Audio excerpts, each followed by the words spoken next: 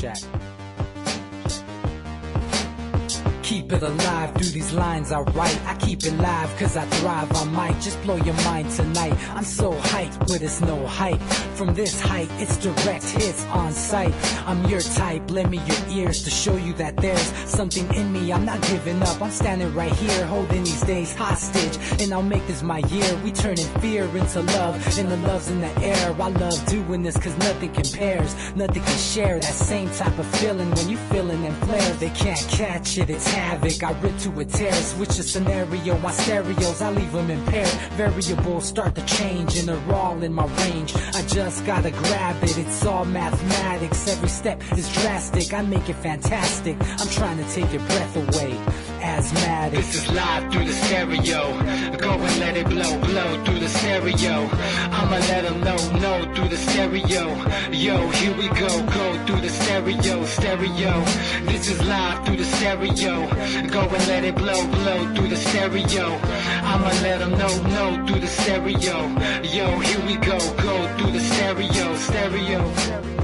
Yeah, just nod your head with it, so explicit and vivid. Every image is intricate, intimate. I put my all into it, no scrimmage and no rules. I'm a pro tool, hear my heartbeat, beat into the vocals. I'm so no-go, lost my mind, oh no. It's ponderoso, dope, so no overdose, cause it's dope, yo. Man, this is house grown, mixed with some milestones. So I let the style flow down like the Dow Jones, bringing it with some foul tones, letting the crowd know we getting loud, so it's eardrum rudiments. Yeah, we bring it rude again. Move, little hooligan. Music for tuning in. Full time to the 10. I'm on my clock. Good evening, everybody. Welcome back to the Anti-Media Radio. You're here with host Levon. It's Friday. Happy Friday. May 9th, 2014. We did it. We had another long week. I don't know about you, but this week was trying. It was good. There's a lot going on. Pretty excited about this weekend. We're getting closer to the March Against Monsanto. It's taking place everywhere on the 24th of this month, so in just a couple weeks. It's crazy how fast it's coming up. So tonight we're going to talk about Monsanto. There's a speech that I want to read to you guys, designed to persuade people about the effects of GMOs. It's original content. I'm excited to share it with you. And we're also going to talk about Dr. Bronner's Magic All-in-One Soaps, how we can save water, and how we can practice conscious sustainability at home. This has become apparent to me lately even more, especially because the cost of water. And you guys know I'm growing a garden now, and we've got flowers in the front and vegetables in the back, and they require a lot of water. So, you know, seeing the cost effects of that has made me become more aware of how precious water is and what I can do to save it, and I wanted to share some ideas with you guys. Read a really interesting article about a man who didn't shower for an entire year, so I want to share his story with you. Let's get started. Let's talk about Dr. Bronner first. Really inspired by this legacy of this family.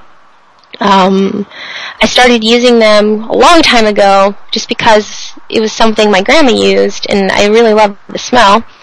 There's an interesting story behind the company. It's a family-owned and run natural project.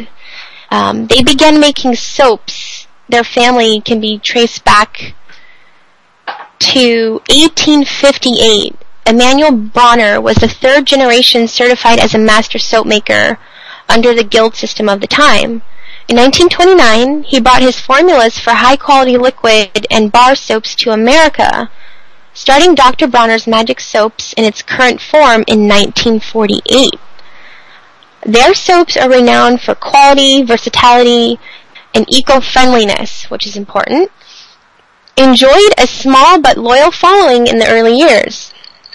In the late 60s, however, soap sales started to explode due to the unsurpassed ecological quality combined with Emanuel Bronner's urgent message to realize our transcendent unity across religious and ethnic divides. He's a soul brother of mine. We're speaking the same words.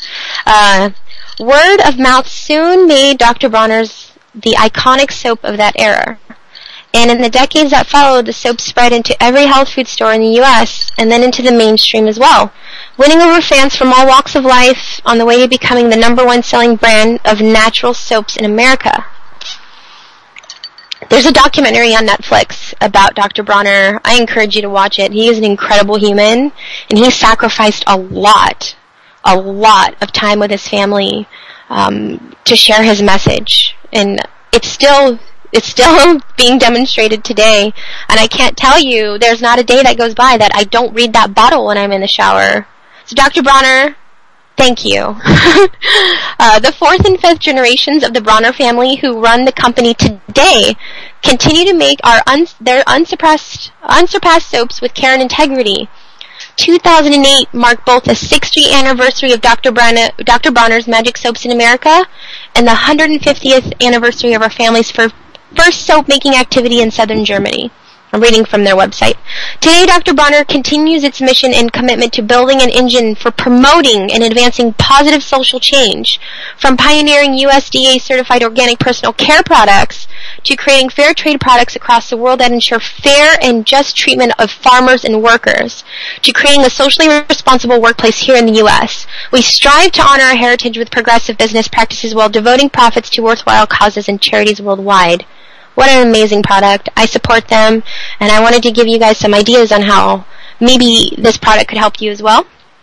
You should know that nobody pays me or encourages me to endorse their products. I share with you guys things that I use and things that I know. You won't hear me speak on anything unless I'm familiar with it. So, yeah, I have very sensitive skin. I think I've shared with you guys before that I should live in a bubble. I am allergic to everything. Penicillin, grass, dirt, bees, cat dander, dog dander, pollen. Did I say bees? I love bees, but I have allergic reaction to them. You name it. Gluten, all kinds of stuff. My body goes, no. I'm able to use all these products, and I don't get any sort of reactions. So to me, that's comforting. They have a lot of healing properties depending on the type that you use. We're going to go over some of the uses of that stuff in just a minute. First, I want to talk to you about Dr. Bronner's website. If you go to www.drbronner.com, you can read along with me. We're going to go into the section that's under Impact. Under Engage in the Going Green blog. They have this whole section guaranteed to things you can do at home to help you become green. Let's see here. Some very interesting stuff in regards to cleaning. So I want to talk to you guys about a few of those things, and then we'll do some reading about the guy who didn't shower for a year. We'll try and tie it all back in with the garden. Let's see. For example, did you know that you can use Dr. Bronner's all-in-one soap to clean your vegetables? This is exciting, right? We all know that our foods are not grown with the best integrity, and it's important to wash them because you want to get off as much of the chemicals and pesticides as you can, right? Let's see. Most of these are videos, but I'm going to read to you what they have here. Let's see. You want to get some Castle soap. They recommend the citrus type and the eucalyptus tree if you'd like. So you just put the soap into a bowl of water, about half a tablespoon. You don't need very much. It doesn't get bubbly, but it gets cloudy just because of the nature of the soap. And so you want to put all of the fruit just right into the soapy water. And you can wash them, until you feel like they're sufficiently clean. And then you just want to have a rinsing bowl full of water and then go from the cleaning bucket to the rinsing bucket. So it seems pretty easy. Let's see here. To take off wax, there's a little different method. They say that most produce, to make it more presentable, and we all know this, even to preserve it a little, there's a little bit of wax coating that sometimes is put on top of it. So you want to add 2 drops of sal suds, they say, and you can watch a video on how to make that certain product. So check that out. That's an interesting thing. People sell a lot of products in the grocery stores now to clean your vegetables. Why not have a all-in-one soap? It seems really practical. I just think it's ridiculous that we have to have different types of soaps for different parts of our body. For example, the other day, my boyfriend got approached in regards to his beard. He's had this beard for like over a year, so it's ridiculously long and epic, as he calls it. And this lady works in the salon business, and they're trying to launch a new product for men to encourage them to care for their beard. And she was inquiring with him because of his beard, would you purchase something extra to take care of your beard? And I thought, that's brilliant. They're trying to capitalize on the fact of that beards are now a thing. But correct me if I'm wrong, typically the people who are growing beards are the ones who don't want to take that extra time or effort to care for the constant shaving of the face. That takes a lot of time. So why would said person spend an extra time washing their beard? I mean, I know that you clean it when you're in the shower, that's a given, but do you really need a whole other soap and product line for it? I don't know, it got me thinking about today's topic. I didn't really know what I wanted to talk about exactly, but it reminded me that Dr. Bronner's is awesome, and I even brushed my teeth with it. It's literally an all-in-one, and I save a ton of money. Like, you spend about $17 on the bottle, but I have it for over a year, and that's using it on me, the kids, and whoever else comes to take a shower at my house. So it's really a good investment. You can clean your vegetables. We talked about that. You can clean your stainless steel appliances. They have instructions on how to do that.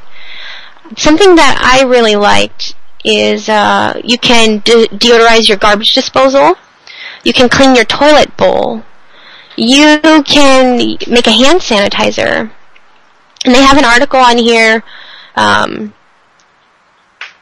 titled Dr. Bronner's Pure Castle Soaps versus Pump Soaps. I want to tap into that one for a moment because the quality of ingredients is what's most important here. So this was written on December 4th of 2013.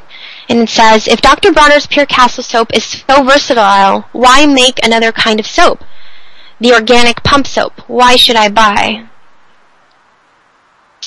Dr. Bronner's Pure Castle Soap is extremely simple soap.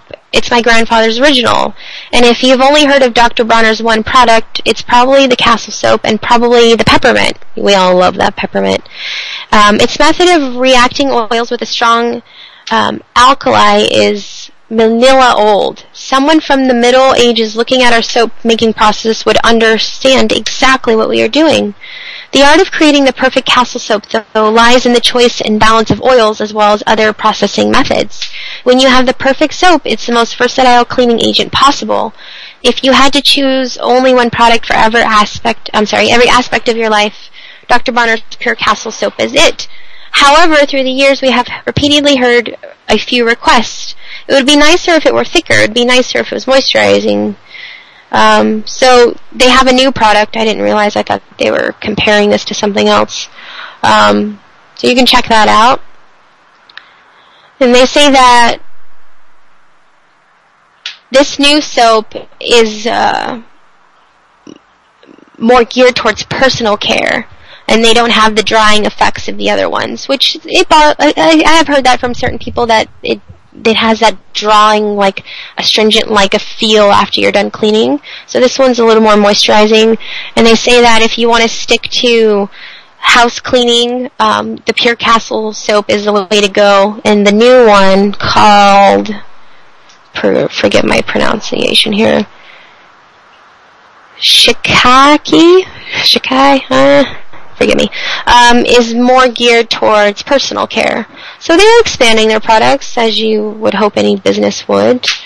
What I like most about them, though, is that they support a lot of causes. Not only are they creating green products, but they want to help perpetuate good news.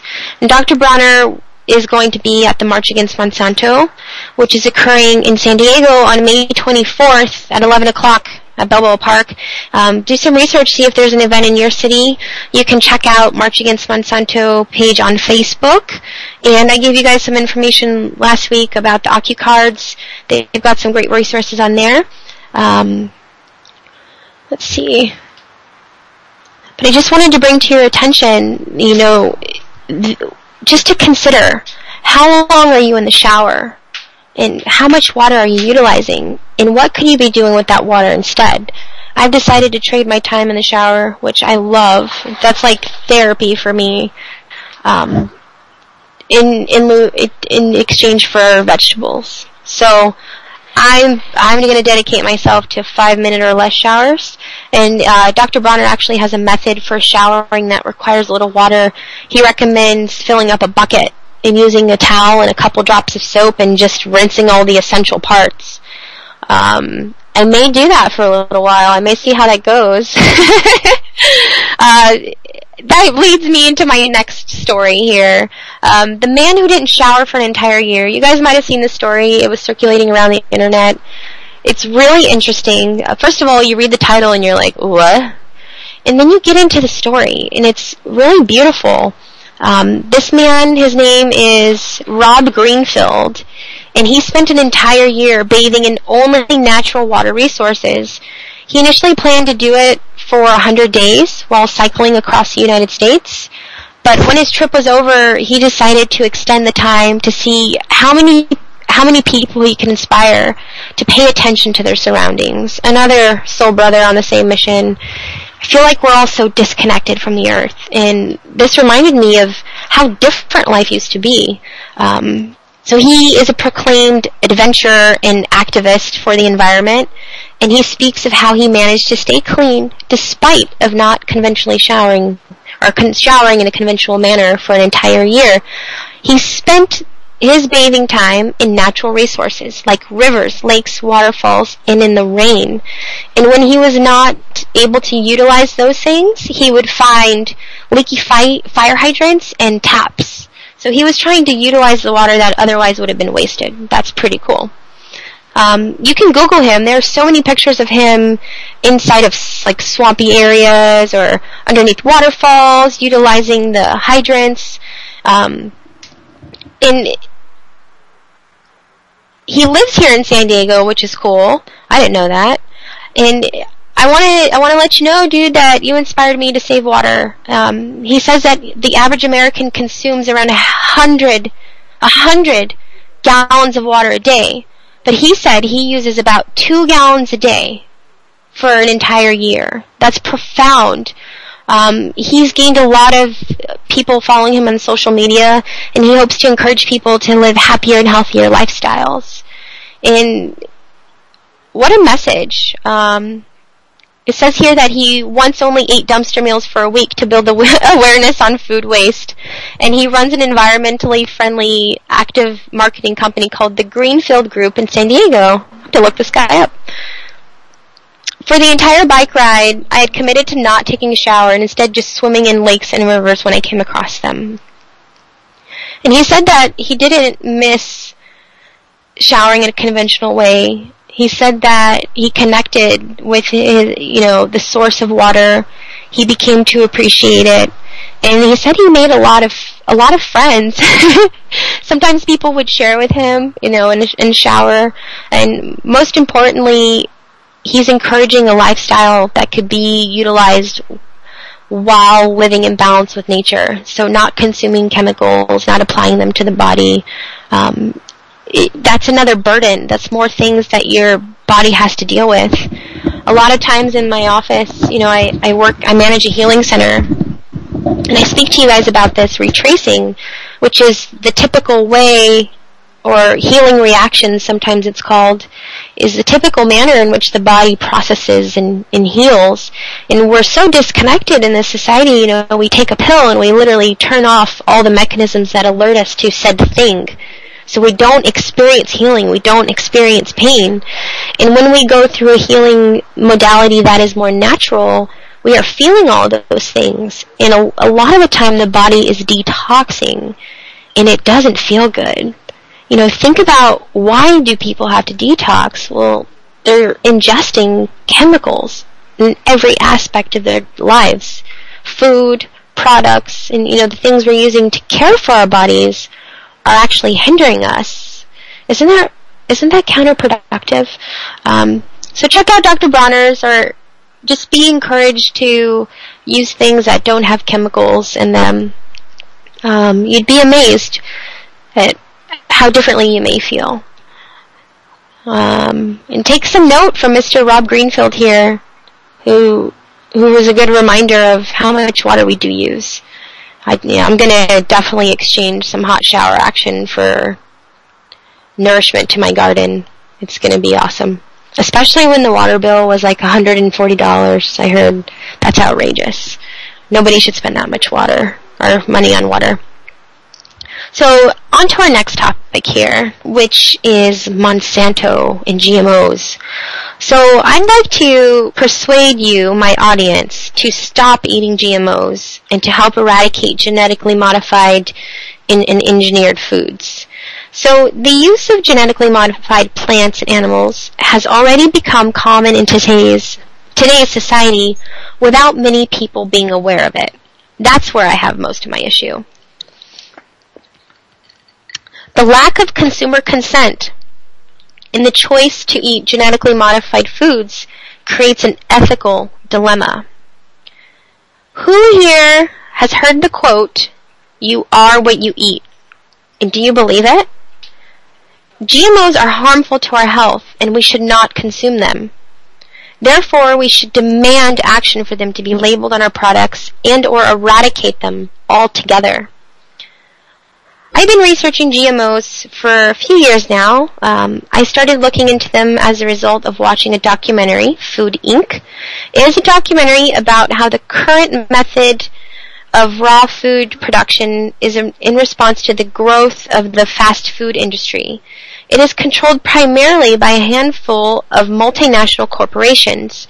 The health and safety of food itself, of the animals produced, of the workers, and the consumers actually eating the food are often overlooked by the companies and are often overlooked by government in an effort to provide cheap food regardless of these negative consequences.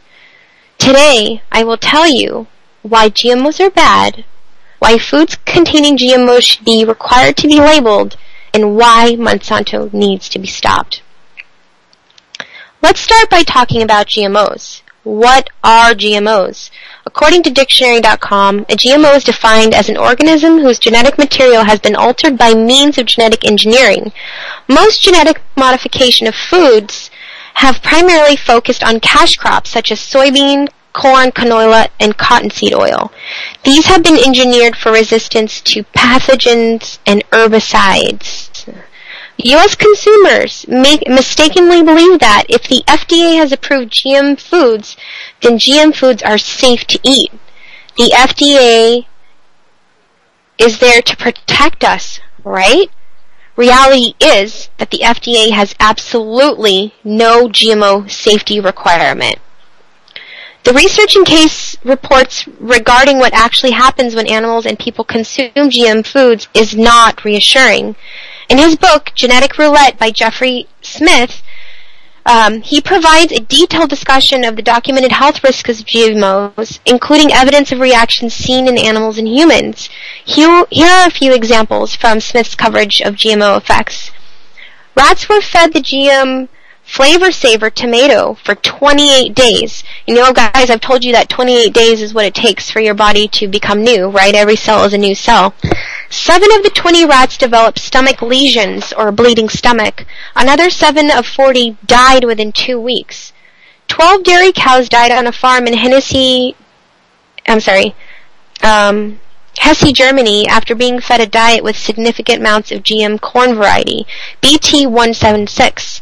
Other cows in the herd developed a mysterious illness and had to be killed. So if other biological creatures are developing issues from the food, what do you think it's doing to us? More than 20 farmers in North America have reported that pigs fed GM corn had low conception rates, false pregnancies, or gave birth to bags of water. Both male and female pigs became sterile. In 2003, approximately 100 people living next to a BT cornfield in the Philippines developed skin, respiratory, intestinal reactions, and other symptoms while the corn was shedding pollen. Animals don't have the genetic makeup to process corn. That's why they get so sick, and that's how salmonella gets into our food. Most GMOs are soaked with the toxic weed killers, such as Roundup. In humans, studies have linked the GMOs to cancer, birth defects, endocrine disruption, digestive disorders, liver and kidney damage, premature death, nutritional deficiencies, and immune problems, according to Smith. After hearing these research results, you would think the FDA would require these GM foods to be labeled. According to justlabelIt.org, currently 64 countries around the world require labeling of genetically engineered foods.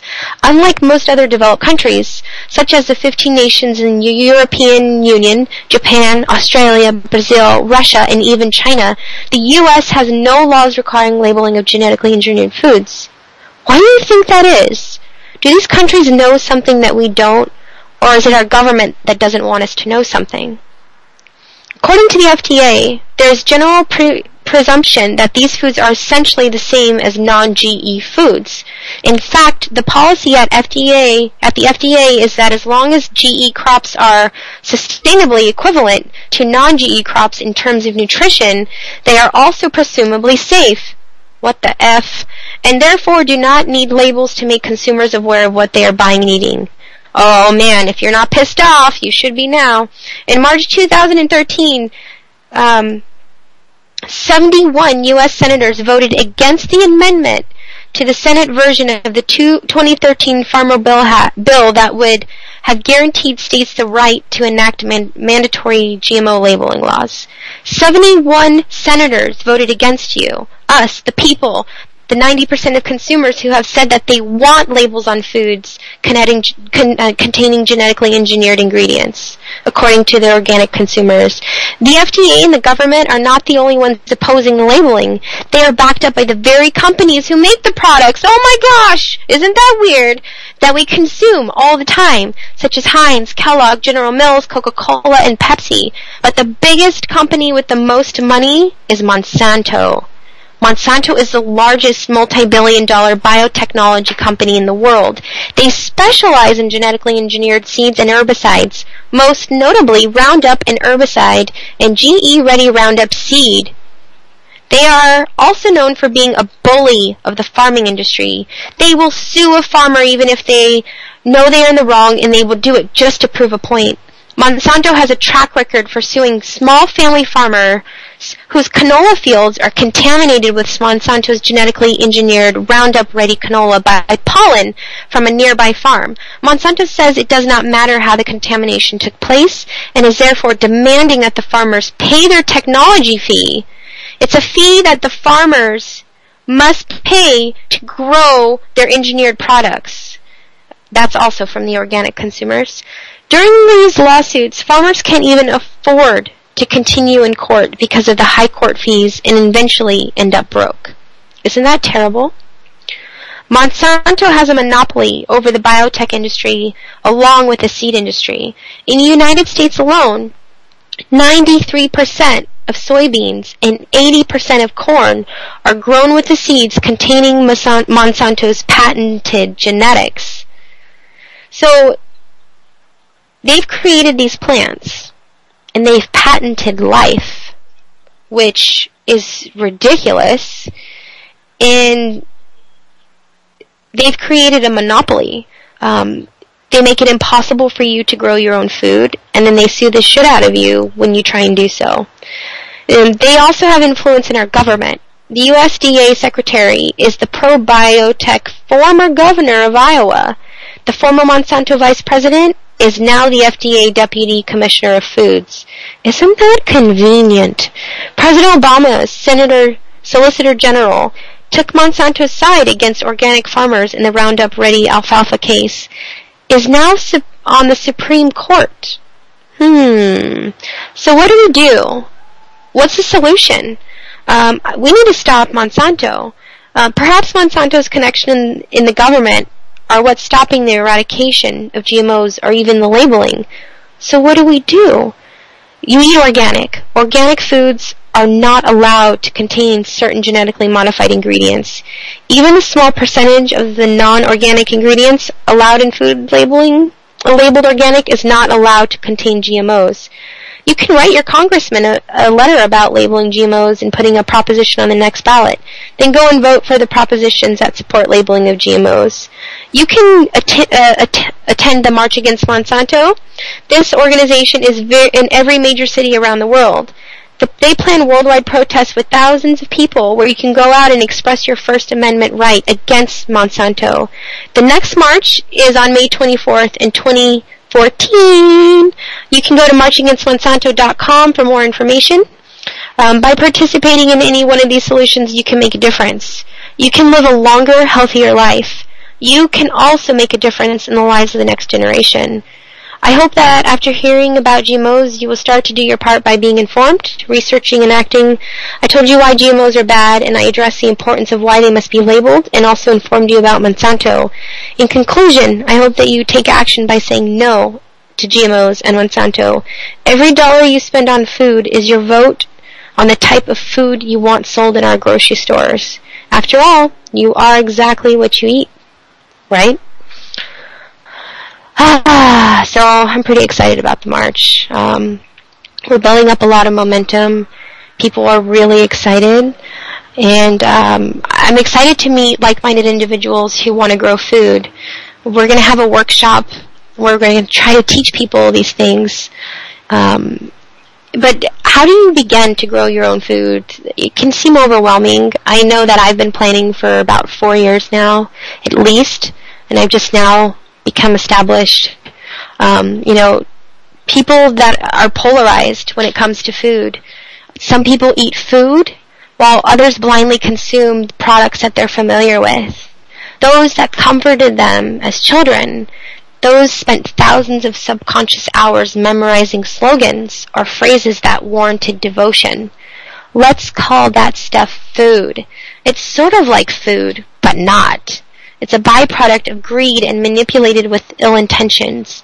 The integrity in which it was created has been altered, no longer carrying the same energy that your body craves. I'm speaking on GMOs here. They're defined by the Institute of Responsible Technology as the result of a laboratory process of taking genes from one species and inserting them into another in an attempt to obtain the desired trait or characteristics. Hence, they are also known as transgenic organisms. This process may be called either genetic engineering, GE, or genetic modification, GM. They are all in one the same. So, a decisive and objective mind may not see this as bad initially, but it's not until you understand the deadly and limitless evidence that such foods are slowly killing us.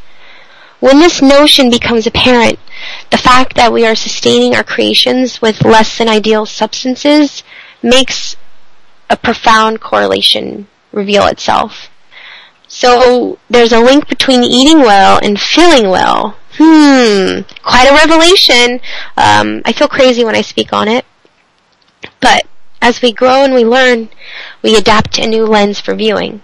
And you are forming a new perspective, a paradigm shift in awareness. Every moment is filled with choices, the most common of which is in regards to fuel. Fuel for your body and fuel for your mind. We are in a constant state of balance. We're either feeding disease or preventing it. This notion is staggering, especially when you exist in a realm full of foods. I spell that PHEWWDS. It's kind of like food, but not really, remember? So what do? What's the first step? I think it's really important that you set your intentions. Literally, proclaim to the universe that you want to be well. And yes, I do believe this is necessary. Step 2, ponder. What is the most practical solution for you to grow food? There are so many methods nowadays that are emerging. People are sharing their ideas. Check out vertical gardening. Check out aquaponics, square box gardening. Look up a community CSA in your neighborhood, a community sustained agriculture. See if there are any community gardens. Maybe start a garden at your kid's school. That's step 3, is action. You gotta make it happen. Once you figure out what you want to do, make it happen. So this has been my personal struggle for some time since becoming aware of Monsanto.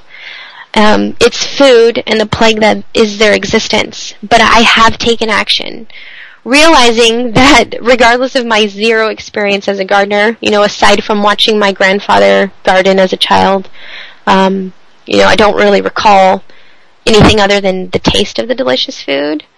But my plan is to grow food and to share it with as many people as possible. And I've spent the last 4 years putting my intentions into this idea. And initially I was planting seeds via thought. And now I have a garden that's thriving. It's super exciting. Every day I go out there and I check on it. And the vegetables are growing really nicely. I've got this little seed starter that my aunt gave me that I use to start seeds. And it's basically a little aquaponics tank. It's really cool. It has an adjustable light. And I grew some arugula from seed maybe 6 weeks ago. And I checked on it yesterday because the plant at the top was about 3 inches big. So perfect size for transplanting. And the roots, I'm not even kidding, were about 8 inches long. So I planted this arugula in the ground with 8-inch long roots. It's crazy. I'm really excited to see how that thing thrives in the soil. The compost is doing well. We've been mixing it a lot, adding all of our organic materials to it. We even add some ashes from our fire. So that's exciting. I really enjoyed our talk last week. We had a buddy call in from Colorado. If you guys missed that show, check it out. He spent a half an hour talking to us about how to compost, and he gave us some super secret tips on things we can do, not only for gardens with soil, but gardens utilizing aquaponics tanks. So you can check out the archives on ucy.tv/TAMR, and they're usually listed on the left. If you guys ever miss a program, I encourage you to check that out. So tonight we talked about Dr. Bronner's all-in-one soaps. Their legacy, they've been making soaps for hundreds of years. Their family knows their product. And they have a great impact in philosophy behind their business, and they encourage going green. And you can find out a bunch of information on their website. Things on how to clear your sinuses, how to clean your house, how to deodorize your garbage disposal, all kinds of stuff. Things that you can do to get involved in your community. They have an activism section, which is really cool. They talk about the integrity and personal care, the promotion of free trade, re-commercialization of industrial hemp. Oh my God, wouldn't that be amazing? Labeling GMOs, animal rights and protection. So if you want to spend your voting dollars, I suggest that you spend them on companies like this. They know what's up. They are doing well in their community and worldwide. They have a whole line of products for babies and for the body and for cleaning stuff. And I encourage you to read about Dr. Bronner. His story is really interesting. They're going to be at March Against Monsanto here in San Diego. Maybe. We'll see. Sometimes they like to surprise us. So do your research on March Against Monsanto, how you can save water. And I wanted to share with you guys something exciting. Have you heard about the United We Stand Festival? It's taking place tomorrow in Los Angeles. It was going to be UCLA, but they've canceled it. I think they're working on a relocation. I pulled up an article here that was published yesterday. It says here that festival organizers are discussing alternative venues with UCLA and anticipate a mutually positive resolution. Show date and times remain the same. Doors open at 4 and the show starts at 5. The exact location is to be determined. If you don't know about the festival, it's a grassroots organization that in 2012 hosted the open presidential debate and it was moderated by the television legend Larry King. They're going to gather iconic musicians, intellectuals, and activists. The goal is to power America's voting youth to hold their elected leaders accountable for free and equal elections. The United We Stand University Bus Tour will launch its educational movement May 10th, 2014. The festival, co-sponsored by a number of socially responsible businesses, including Ben & Jerry's Ice Cream, Nature's Path Organic, and Dr. Bronner's Magic Soap, and of course a lot of grassroots activist organizations.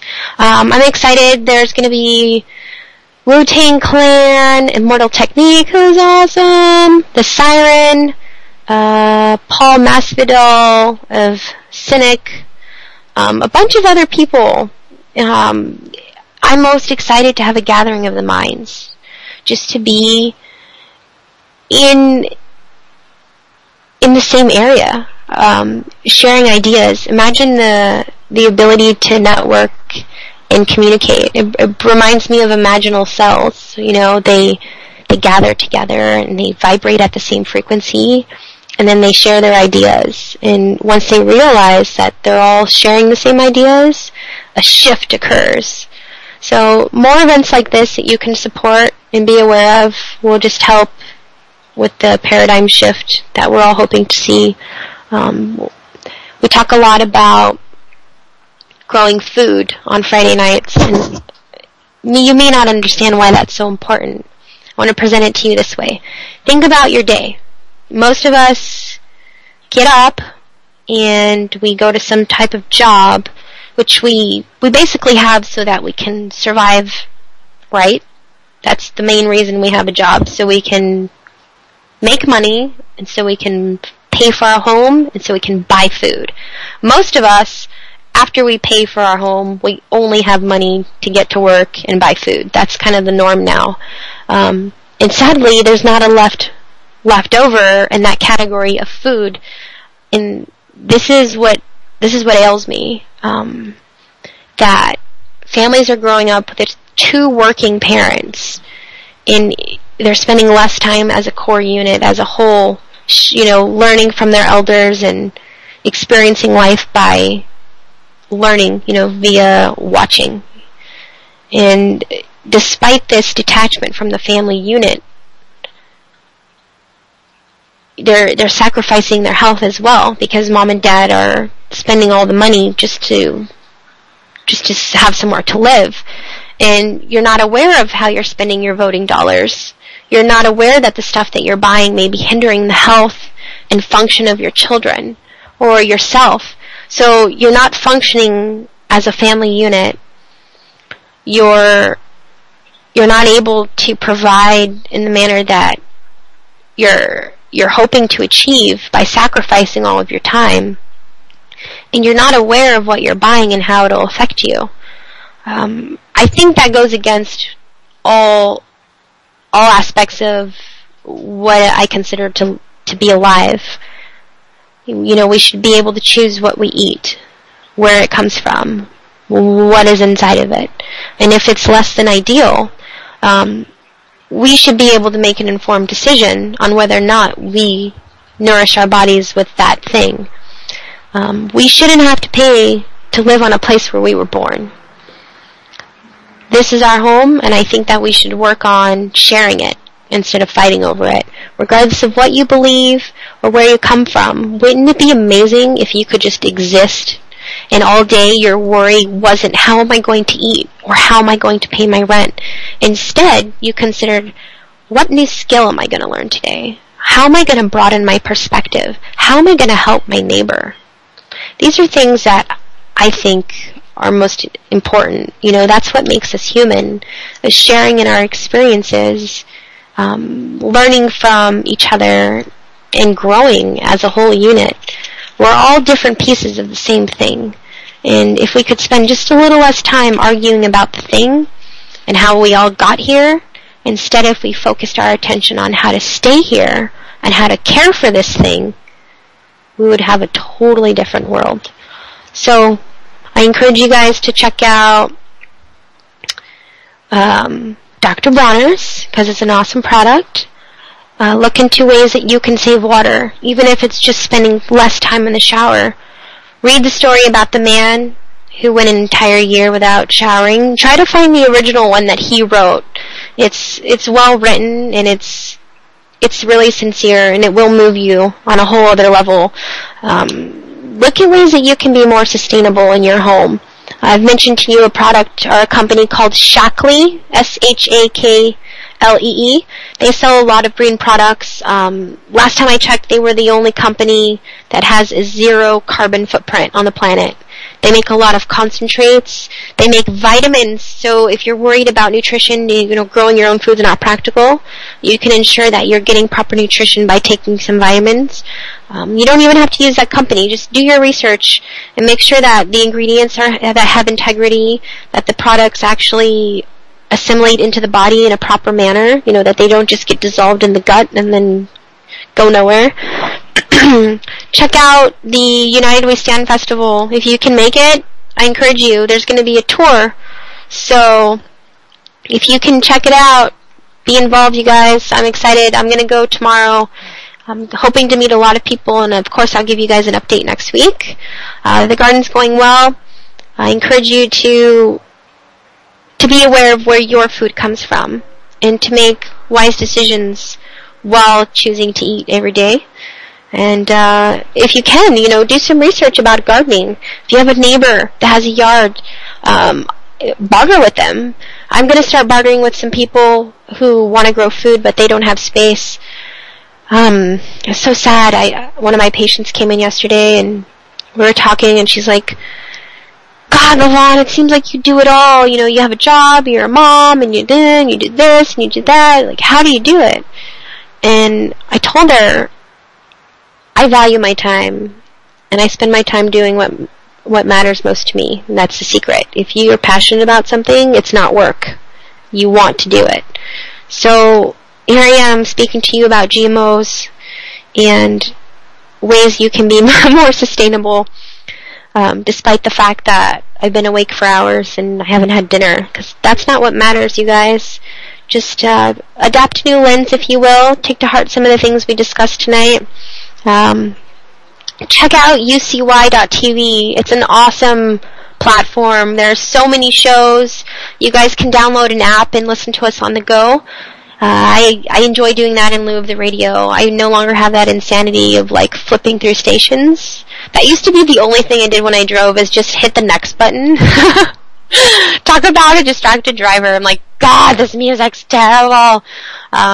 If you aren't interested in other things that are going on in the world, there's a lot of programs that we have on the network, and a lot of archives, not just ours, but other shows you can check out.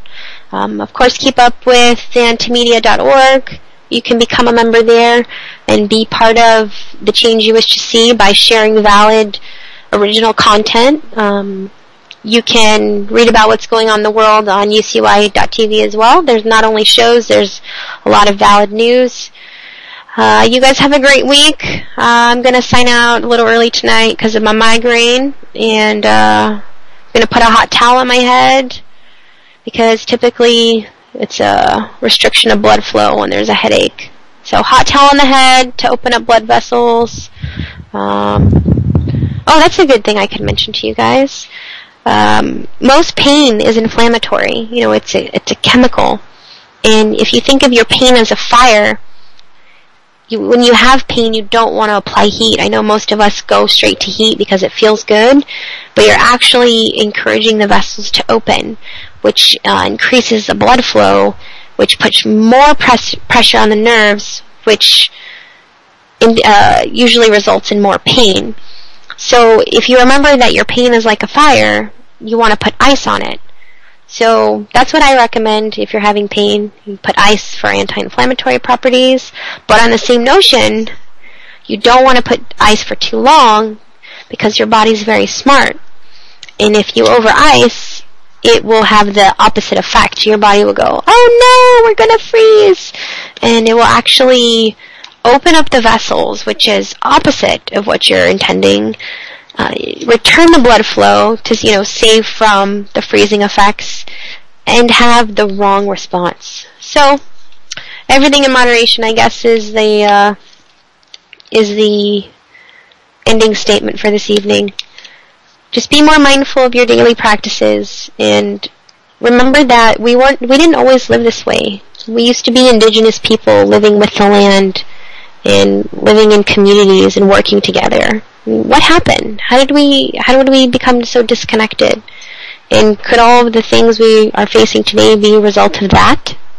I ponder that a lot. If we're so civilized, but we're not civil, that's the problem. So how can you be more civil? I'll leave you with that, and have a beautiful week, you guys. We'll see you back on Monday at 8 o'clock. And check out all those things I told you about, okay? Mwah!